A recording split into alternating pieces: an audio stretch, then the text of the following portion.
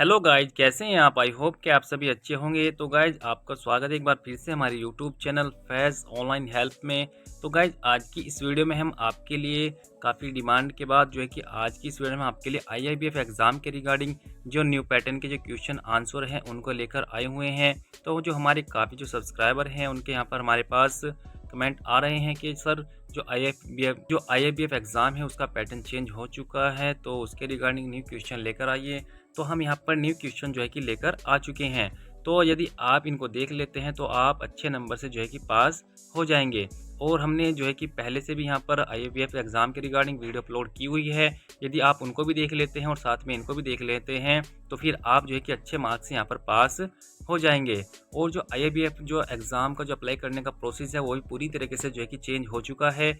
आप जो है कि उसको भी देख सकते हैं। हमने जो है कि अपने चैनल पर वीडियो जो है कि प्रोवाइड कराई हुई है कि कैसे जो है कि आप आईआईबीएफ एग्ज़ाम के लिए अप्लाई कर सकते हैं, या फिर आप ऊपर आई बटन पर क्लिक करके भी देख सकते हैं कि आपको जो है कि अप्लाई कैसे करना है, क्या नया जो है कि उसका प्रोसेस है, उसके रिगार्डिंग हमने वीडियो बनाई हुई है।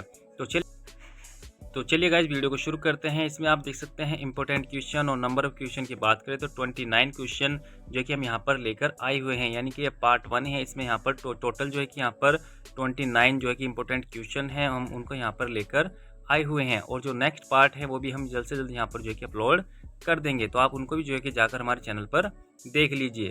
तो देखिए गाइज, क्वेश्चन नंबर 1 की बात करें तो व्यवसाय प्रतिनिधि या फिर बैंक मित्र है, तो इसमें बताना है जो व्यवसाय प्रतिनिधि यानी कि बैंक बीसी या फिर बी जो बैंक बीसी या फिर बीएफ होता है वो यहाँ पर क्या है। तो देख सकते हैं ऑप्शन नंबर ए, एक रिटेल एजेंट जो बैंकों द्वारा ऐसे स्थानों पर बैंकिंग सेवाएं देने के लिए नियुक्त किया जाता है जहाँ शाखा बैंकिंग व्यवहार नहीं होता है। ऑप्शन नंबर बी, ऋण की वसूली के लिए कार्य करता है। Option number C, bank staff का नाम। ऑप्शन नंबर डी, उपयुक्त में से कोई नहीं। तो जो इसका ऑप्शन नंबर ए है, एक रिटेल एजेंट जो बैंकों द्वारा ऐसे स्थानों पर बैंकिंग सेवाएं देने के लिए नियुक्त किया जाता है जहां शाखा बैंकिंग व्यवहार नहीं होता है, यानी कि जहां पर बैंक की सुविधा नहीं होती है तो वहां पर जो एक मिनी ब्रांच वहां पर ओपन की जाती है, तो उसी को हम बैंक बीसी या बैंक बीएफ कहते हैं। तो क्वेश्चन नंबर 2 की बात करें, निम्न में से कौन सी गतिविधियां व्यवसाय प्रतिनिधि या फिर बैंक मित्र कार्य क्षेत्र में आती है। तो देख सकते हैं ऑप्शन नंबर ए, बचत और अन्य उत्पादों के बारे में जागरूकता पैदा करना तथा धनराशि और ऋण प्रबंधन परामर्श देना। ऑप्शन नंबर बी, संभाव्य ग्राहकों की पहचान। ऑप्शन नंबर सी, जमा राशियों के लिए विविध फॉर्मों का संग्रहण तथा प्राथमिक प्रक्रिया जिसमें प्राथमिक सूचना या फिर डाटा का जो कि सत्यापन भी शामिल है, आवेदन या फिर खाता खोलने के फॉर्मों को भरना।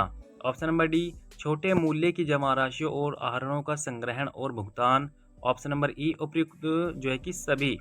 तो गाइस, इसका जो आंसर हो जाएगा यहाँ पर ऑप्शन नंबर डी, यानी कि जो बैंक बीसी होते हैं उनकी जो गतिविधियाँ होती है उनका वो किसके अंतर्गत आती है, यानी कि उसका जो मेन कार्य होता है वो क्या होता है। तो देख सकते हो ऑप्शन नंबर डी, छोटे मूल्य की जमा राशियों और आहरणों का संग्रहण और भुगतान, यानी कि विड्रॉ और जो डिपॉजिट की जो सेवाएं होती है वो मिनी ब्रांचों पर जो है कि प्रोवाइड कराई जाती है। तो ये जो क्वेश्चन है गाइज, ये आपको अच्छे से जो है कि समझकर यहाँ पर पढ़ना होगा, तभी जो है कि आप इनको सॉल्व कर सकते हैं। क्वेश्चन नंबर 3, निम्न में से कौन बैंक मित्र नहीं हो सकते। तो इसके ऑप्शन देख लेते हैं, सेवानिवृत्त बैंक कर्मचारी यानी कि रिटायर बैंक कर्मचारी, और ऑप्शन नंबर बी यानी कि retire teacher. Option number C, सेवानिवृत्त सरकारी कर्मचारी यानी कि गवर्नमेंट एम्प्लॉय जो यहाँ पर रिटायर हो चुके हैं, और ऑप्शन नंबर डी, स्थानीय पंचायत सचिव। तो इसका आंसर हो जाएगा यहाँ पर ऑप्शन नंबर डी, स्थानीय पंचायत सचिव, यानी कि जो रिटायर बैंक कर्मचारी होते हैं या फिर रिटायर टीचर होते हैं, रिटायर गवर्नमेंट एम्प्लॉय होते हैं, वो सभी यहाँ पर बैंक मित्र का कार्य कर सकते हैं।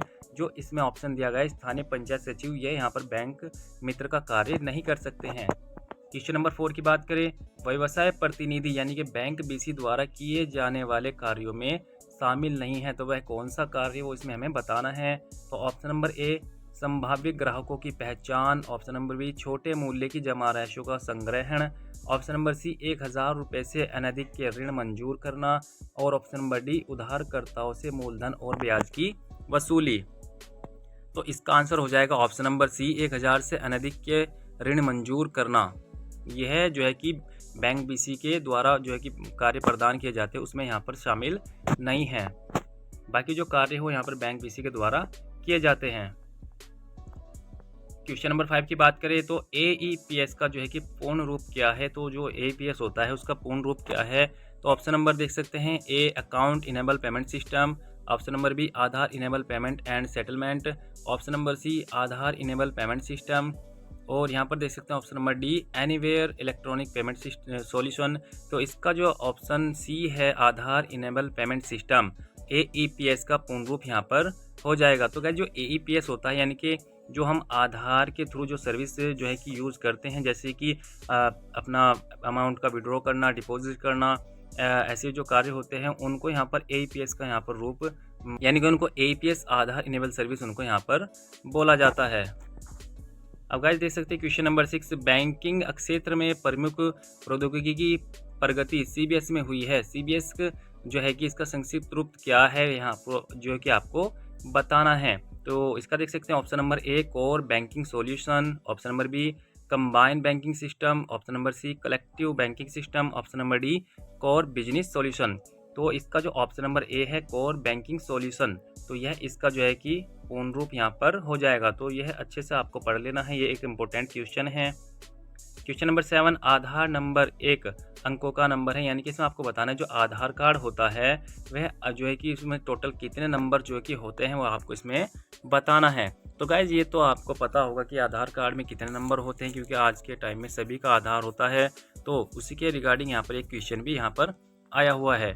तो जो आधार कार्ड होता है इसमें टोटल देख सकते हैं 8, 10, 12, 15। तो यहाँ पर उसमें जो है कि आधार कार्ड में टोटल 12 नंबर होते हैं, यानी कि आधार कार्ड एक 12 नंबर की संख्या होती है। तो आप अपना एक बार आधार कार्ड भी चेक कर सकते हैं। ऐसे क्वेश्चन जो कि वहाँ पर आपको देखने को मिलते हैं। क्वेश्चन नंबर 8, eKYC के अंतर्गत UIDAI में KYC सेवा द्वारा ग्राहक के डैश डैश का अधिप्रमाणन किया जाता है। तो इसमें आपको बताना है option number A data, option number B संचरण, ऑप्शन नंबर सी केवल बैंक खाता नंबर, ऑप्शन नंबर डी उपयुक्त में से कोई नहीं।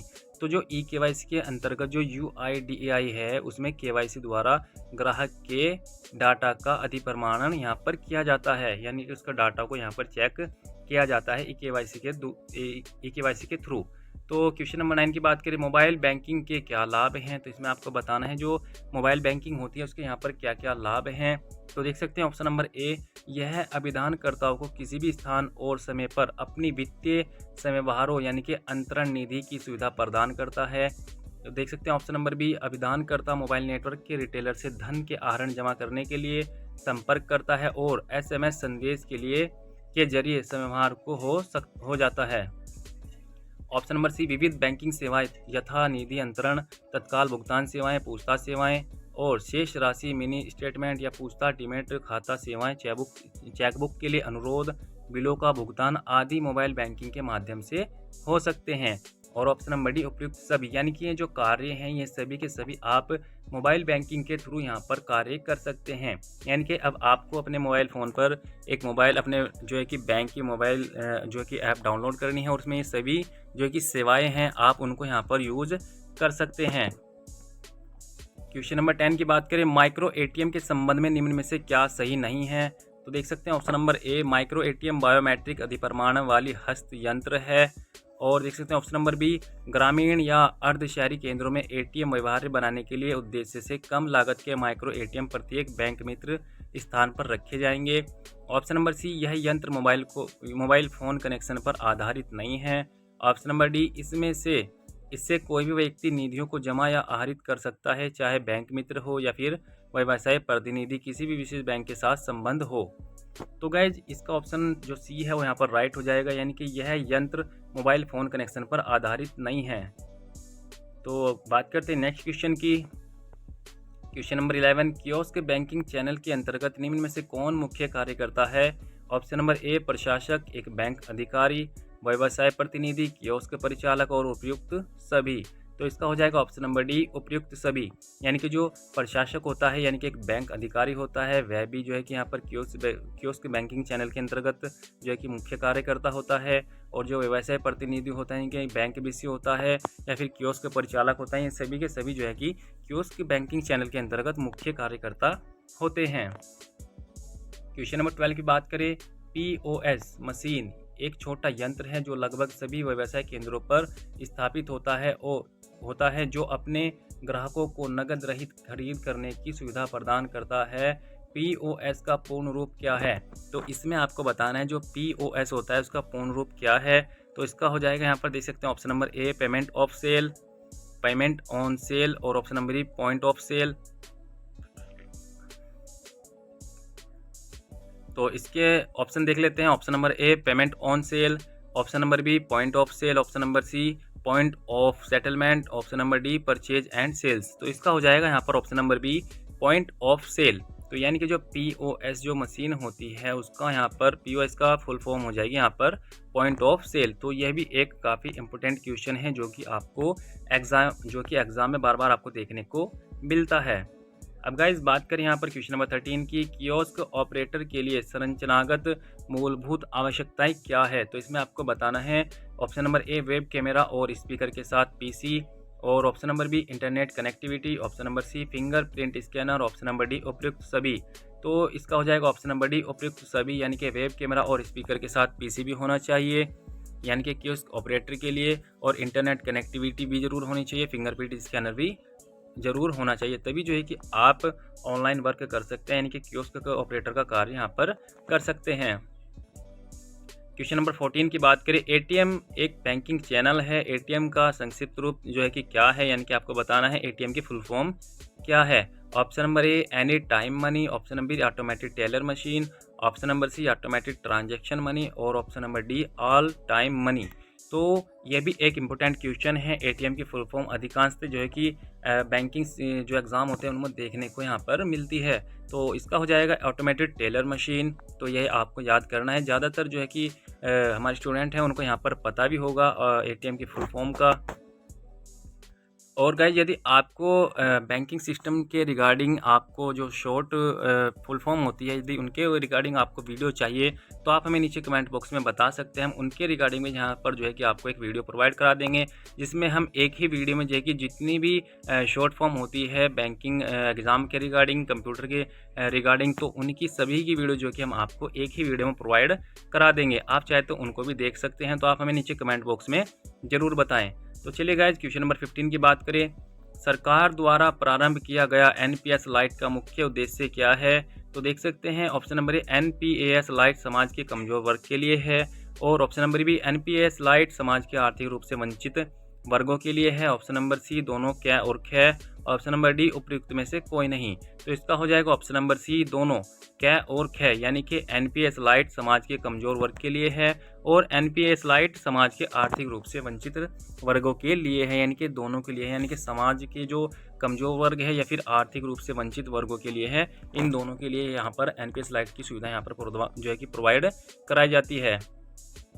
क्वेश्चन नंबर 16, निम्न में से क्या सरकार द्वारा प्रारंभ की गई स्वावलंबन योजना की विशिष्टता नहीं है? तो इसमें आपको बताना है ऑप्शन नंबर ए स्वावलंबन उन व्यक्तियों के लिए उपलब्ध है जो एनपीएस अथवा एनपीएस लाइट से जुड़ते हैं, ऑप्शन नंबर बी वित्तीय वर्ष के दौरान न्यूनतम अंशदान 12,000 प्रति वर्ष है, ऑप्शन नंबर सी वित्तीय वर्ष के दौरान अधिकतम अंशदान 12,000 प्रति वर्ष है, और ऑप्शन नंबर डी सरकार 2016-17 तक प्रति वर्ष उनके एनपीएस खाते में 2,000 का अंशदान देगी।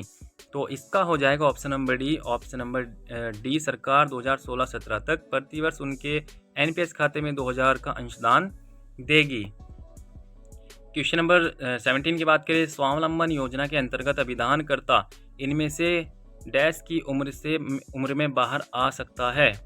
तो ऑप्शन नंबर ए 50 वर्ष यानी कि 50 वर्ष, ऑप्शन नंबर बी 60 वर्ष यानी कि 60 वर्ष, ऑप्शन नंबर सी 25 वर्ष, ऑप्शन नंबर डी 45 वर्ष।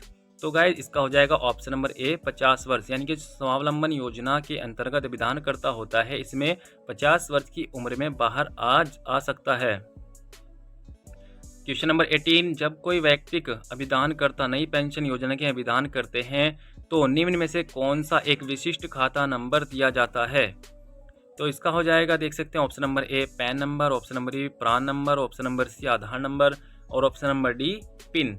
तो इसका हो जाएगा ऑप्शन नंबर बी प्रान।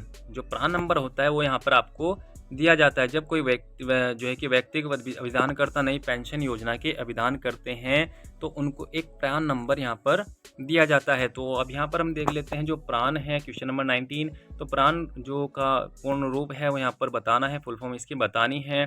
तो देख सकते हैं option number A personal retirement account number, और यहाँ पर पर्सनल रिटायर जो है कि registry account number. Option number C permanent registration account number, और option number D permanent retirement account number. तो यह जो होता है ये पर्सनल जो होता है परमानेंट रिटायरमेंट जो कि अकाउंट नंबर होता है, यानी कि जो व्यक्ति रिटायर हो जाते हैं उनको यहाँ पर एक प्रान नंबर दिया जाता है जिसको यहाँ पर बोलते हैं permanent retirement account number.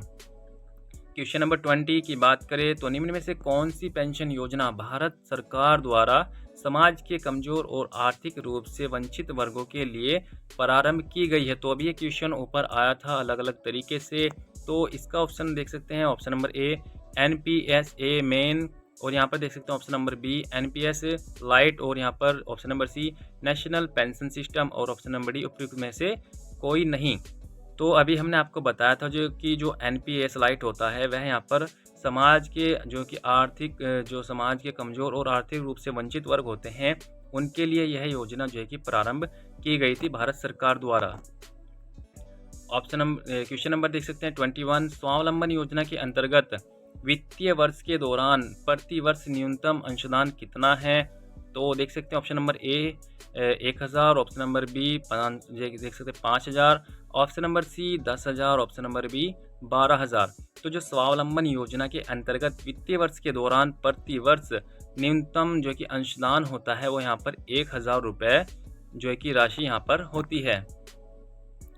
Question number 22। स्वावलंबन योजना के लक्ष्य ग्रुप कौन से हैं? तो देख सकते हैं ऑप्शन नंबर ए संगठित क्षेत्र में कार्यरत लोग, ऑप्शन नंबर बी असंगठित क्षेत्र में कार्यरत लोग, ऑप्शन नंबर सी संगठित और असंगठित क्षेत्र में कार्यरत लोग, और ऑप्शन नंबर डी केवल ग्रामीण क्षेत्र में कार्य करने वाले लोग।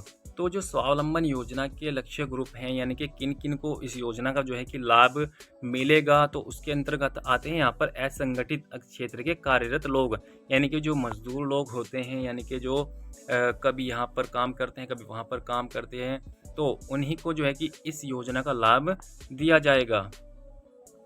Question number 23। माइक्रो इंश्योरेंस के संबंध में निम्न में से क्या सही है? तो option number A micro insurance policy IRDA द्वारा परिभाषित अनुसार 50,000 अथवा इससे कम की बीमित राशि के साथ साधारण बीमा अथवा जीवन बीमा पॉलिसी हो सकती है, और option number B micro insurance policy भारतीय जीवन बीमा द्वारा परिभाषित अनुसार 50,000 अथवा इससे कम की बीमित राशि के साथ साधारण और बीमा अथवा जीवन बीमा पॉलिसी हो सकती है। तो गाइस ये एक बड़ा क्वेश्चन है, यानी कि बड़े बड़े ऑप्शन हैं, तो इसमें हम डायरेक्टली इसका जो राइट ऑप्शन है उसको देख लेते हैं। तो जो माइक्रो इंश्योरेंस के संबंध में है वो यहाँ पर कौन सा राइट ऑप्शन है? तो option number A micro insurance policy IRDA द्वारा परिभाषित है, और जिसके अनुसार 50,000 अथवा इससे कम की बीमित राशि के साथ साधारण बीमा अथवा जीवन बीमा पॉलिसी हो सकती है। तो गाइज इसमें कुछ क्वेश्चन ऐसे हैं जो कि एकदम से आपकी समझ में नहीं आएंगे, यदि आप इनको बार बार पढ़ते हैं देखते हैं तभी जो है कि आपकी समझ में आएंगे। यदि आप जो है कि अपना एग्ज़ाम यदि आप एग्ज़ाम के लिए अप्लाई कर दिया है तो आप इसको जो है कि वीडियो को 3 से 4 बार ज़रूर देखिए, तभी आप इनको सॉल्व कर सकते हैं। कुछ क्वेश्चन जो है कि यहाँ पर 1-2 बार देखने से आपकी समझ में नहीं आएंगे। तो क्वेश्चन नंबर 24 की बात करें, निम्न में से कौन सी एजेंसियाँ माइक्रो वित्त कार्य में शामिल है? तो ऑप्शन नंबर ए गैर सरकारी संगठन, ऑप्शन नंबर बी स्वयं सहायता समूह, और ऑप्शन नंबर सी माइक्रो वित्त संस्थान, ऑप्शन नंबर डी उपयुक्त सभी। तो इसका ऑप्शन हो जाएगा ऑप्शन नंबर डी उपयुक्त सभी, यानी कि जो कि एजेंसियां होती हैं जो माइक्रो वित्त कार्य में शामिल हैं वो जाएगी यहाँ पर गैर सरकारी संगठन, स्वयं सहायता समूह और माइक्रो वित्त संस्थान, ये सभी की सभी माइक्रो वित्त कार्य में शामिल है। क्वेश्चन नंबर 25, निम्न में से क्या बीमित नहीं हो सकता है? ऑप्शन नंबर ए मूल्यवान घर का सामान, ऑप्शन नंबर बी किसी व्यक्ति का जीवन, ऑप्शन नंबर सी परिवार के सदस्य का स्टेटस, ऑप्शन नंबर डी व्यक्तिगत दुर्घटना का जोखिम। तो जो बीमित नहीं हो सकता है तो हो जाएगा यहाँ पर परिवार के सदस्यों का स्टेटस है वो यहाँ पर बीमित नहीं हो सकता है। बाकी जो ऑप्शन है वो यहाँ पर सभी के सभी बीमा के जो जीवन बीमा होता है उसके अंतर्गत यहाँ पर आते हैं। क्वेश्चन नंबर 26 की बात करें, बीमा के लिए मूल्य को डैश डैश कहते हैं। तो ऑप्शन नंबर ए शुल्क, ऑप्शन नंबर बी सेवा प्रभार, option number C premium, option number D किस्त। तो जो बीमा के लिए जो मूल्य होता है उसको कहते हैं यहाँ पर प्रीमियम। ये भी एक इंपॉर्टेंट क्वेश्चन है, इसको भी आपको अच्छे से पढ़ना है। क्वेश्चन नंबर 27, डैश डैश बीमा योजना में बीमित राशि का भुगतान पॉलिसी की अवधि समाप्त होने पर ही किया जाता है। यदि बीमित व्यक्ति इस अवधि के दौरान दिवंगत नहीं होता तो इसमें ऑप्शन बताना है यहाँ पर क्या आएगा।